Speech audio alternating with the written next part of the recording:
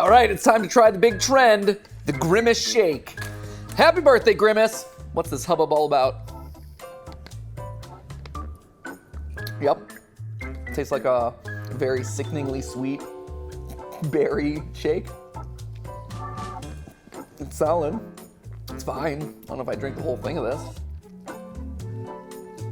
All right, well, happy birthday, I guess. All right.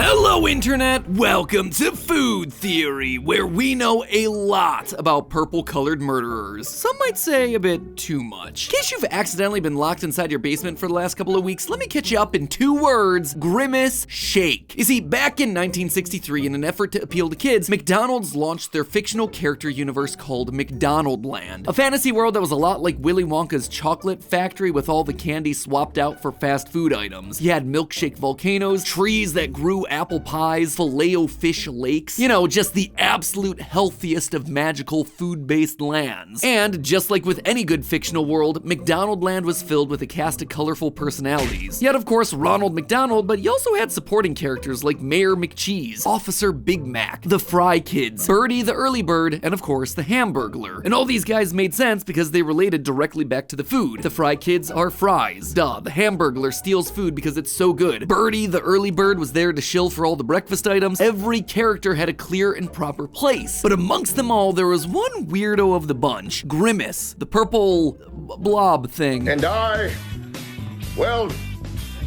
a bisexual man. Growing up, I thought this guy was supposed to represent the chicken nuggets because of his shape. Turns out, not even McDonald's knows what he's supposed to be. You did your thing, dog. Not that I'm calling you a dog. I mean, you're more like a big purple...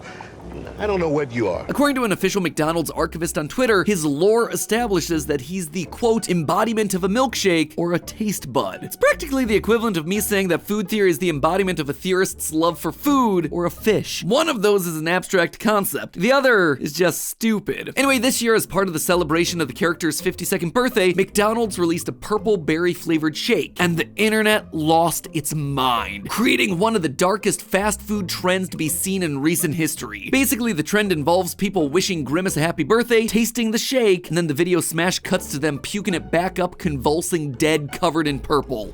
It's a little sweet. That's pretty good.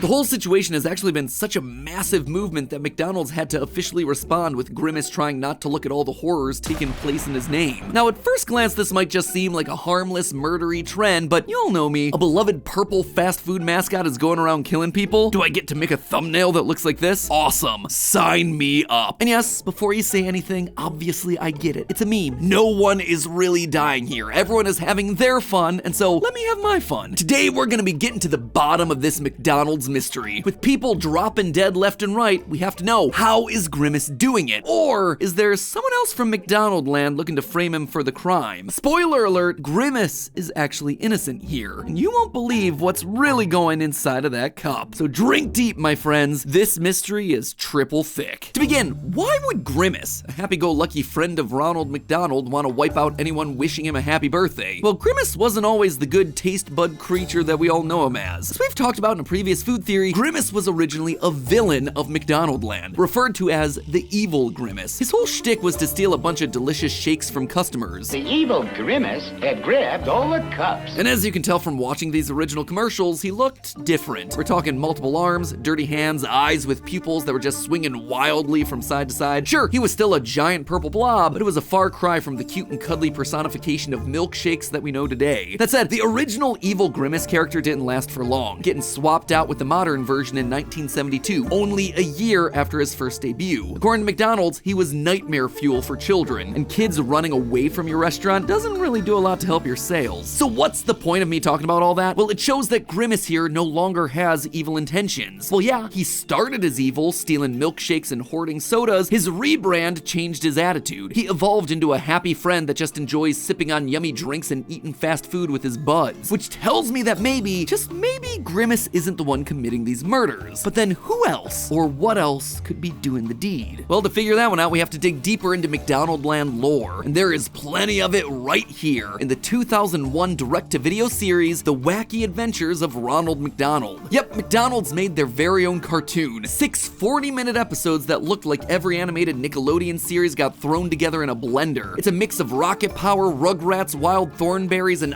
Real Monsters, which makes a lot of sense because they were all produced by the same company.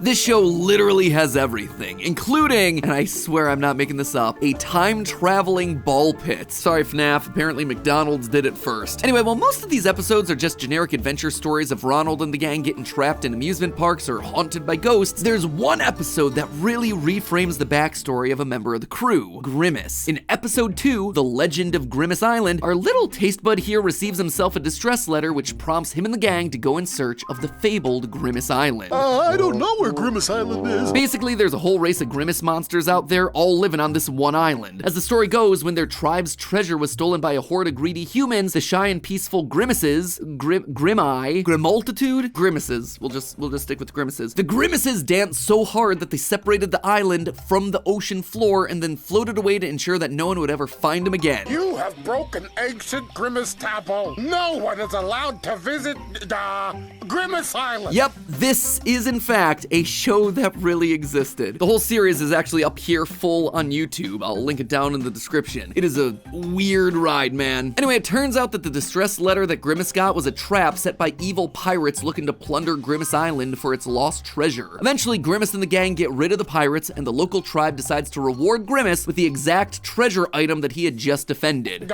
You have shown us much, Grimace. There has never, ever been a Grimace brave enough to earn this ancient cup until today. A golden chalice. Grimace says he's excited to show everyone his treasure, and then the episode ends. This has been quite an adventure. Wait till everybody back home sees this. And that cup, that thing right there, I suspect that is the true Grimace Shake killer. Using clues from the episode, we can roughly approximate the location of Grimace Island. Ronald and the crew began their journey by leaving port in Florida. We know this thanks to the lighthouse that they pass right here, which, after a cross-sectional analysis of over 100 different lighthouses across America, most closely matches the Ponce de Leon Inlet Lighthouse in the southern tip of Florida. From there, we're told by Birdie that they have to travel south, so we know that their final destination is going to be somewhere around the Caribbean islands. Along the way, they encounter a humpback whale and a giant squid, while underwater, we see the pirate submarine pass through multiple coral reefs. Taking all of these factors into account, we know that Grimace Island must be near the coast of either Cuba, Haiti, or the Dominican Republic. This is further supported by the flashback we get to the humans invading Grimace Island. In this scene, we watch as a ring of men outfitted with ear stretchers and heavy face paint steal from the innocent Grimace tribe. Their style appears to be heavily referencing the cultural norms of Aztec and Mayan culture, where men were traditionally known to have stretched earlobes and where they used heavy face paint, especially around the eyes, for special occasions. Even the animal print clothing they're wearing is a match for Mayan or Aztec culture. It's most likely jaguar skin based on those small spots. And while these cultures certainly weren't the predominant ones of these particular Caribbean islands, we're still talking about the same general region of the globe, where there was some cross-pollination, and overall general references to the indigenous arts of this part of the world. But why does the location of Grimace Island matter when it comes to the real-life deaths happening on account of some specialty purple milkshake? Well, get this. Throughout the 2010s, there was a massive outbreak of cholera throughout Haiti. You see, cholera occurs when you drink tainted water or some other tainted fluid. And the outbreak in Haiti quickly spread across the country due to inadequate water and sanitation infrastructure. And the results for the country were devastating. By the time it was finally under control, 800,000 cases of cholera had been reported, with more than 9,000 deaths. And guess what the symptoms of cholera are? Crippling stomach cramps, severe diarrhea, massive bouts of nausea, just like we see with the Grimace Shake videos. And that's not all. In 2018, the news saw a similar wave of tourist deaths coming from the Dominican Republic that no one could quite explain. The symptoms? Same exact thing. Cramps, sweating, internal bleeding, and vomiting. And with so many cases in nearby countries, Cuba was also affected in the mid-2010s with a wave of cholera cases of their very own. So we have ourselves yourselves a sickness that gets spread through drinks and attacks your body in the same exact way that the Grimace Shake does. And cholera, just like a Grimace Shake, acts fast, attacking within 12 hours. Now think back to the Grimace Island story. Human visitors come in to steal their treasure, and when one culture invades an isolated population, they bring with them sicknesses that those bodies have never experienced, creating massive problems for the indigenous population. I suspect that those humans brought with them cholera, or at least something adjacent to it, an infection that spreads through ingestion and then attacks the gut, which means that when Grimace brings back his prized cup, it's contaminated, and in his eagerness to show everyone his prize, oh gosh,